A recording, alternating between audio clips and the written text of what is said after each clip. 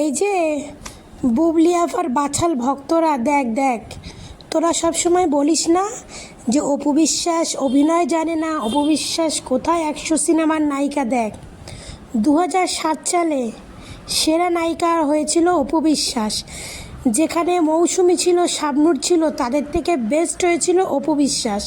আর নায়কের মধ্যে হয়েছিল মান্না, রিয়াজের থেকে শাকিব খান। বুঝেছিস? তোদেরকে দেখানোর জন্য এই পোস্টটা আমি অনেক খুঁজে টুজে এই পোস্টটা আমি পেয়েছি, অনেক খুঁজে, অনেক ফেসবুক গুগল ঘেটে মেটে এইটা আমি পেয়েছি। বুঝেছিস? কারণ তোরা সবসময় বলিস না অপু বিশ্বাস কোথায় 100 সিনেমার নায়িকা, অপু বিশ্বাস সে অভিনয় জানে না, অপু বিশ্বাস এই জানে না। কারণ তোরা তো পরকীয়া রানীর ভক্ত, বলে না, তোরা তো উপকার ভুলে যাস। তোদের যদি কেউ উপকার করে না, তোরা সেটা ভুলে যাস। তা তোরা হচ্ছিস এমনই একটা মানুষ যে সময় অপু বিশ্বাস আর শাকিব খান বাংলাদেশে এত সিনেমা উপহার দিয়েছে, যেখানে অন্য নায়ক নায়িকারা পুরো বসে গেছিলো, সেই ঢালিউড বসে গেছিলো, সেই ঢালিউডটাকে জেগে তুলেছে এই শাকিব খানের অপু বিশ্বাস।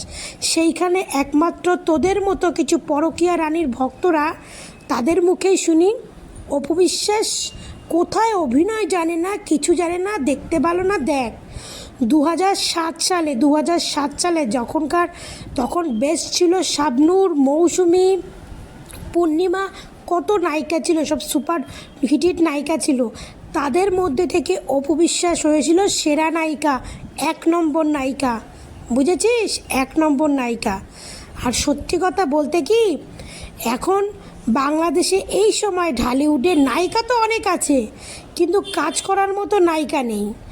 আর এখন যেহেতু বুবলির সঙ্গে শাকিব খানের একটা ঝগড়া, একটা আছে, সম্পর্ক আছে, যার শাকিবের ছেলে বীরের জন্য, তার জন্য এই বুবলিকে নিয়েই এখন কিছু কিছু পচা ডিরেক্টররা তাদের এই অল্প ছোট বাজেটের সিনেমায় বুবলিকে নিচ্ছে। কেন নিচ্ছে? যে যদি বুবলিকে নিই, কারণ শাকিবের অপোজিটে বুবলি, সেই হিসাবে বুবলিকে নিচ্ছে যাতে তাদের সিনেমাটা হিট হয় বা দর্শক দেখে। কিন্তু এইটা যে সে ডিরেক্টর প্রডিউসারের একটা ভুল ডিসিশান, সেটা টাকলা ইকবালই প্রমাণ করে দিয়েছে তার রিভেঞ্জ মুভি দিয়ে। টাকলা ইকবাল রিভেঞ্জ মুভি দিয়ে প্রমাণ করে দিয়েছে যে দর্শকরা বলেছে যে সিনেমায় বুবলি থাকবে সেই সিনেমা তারা দেখবেন না। বুঝেছিস?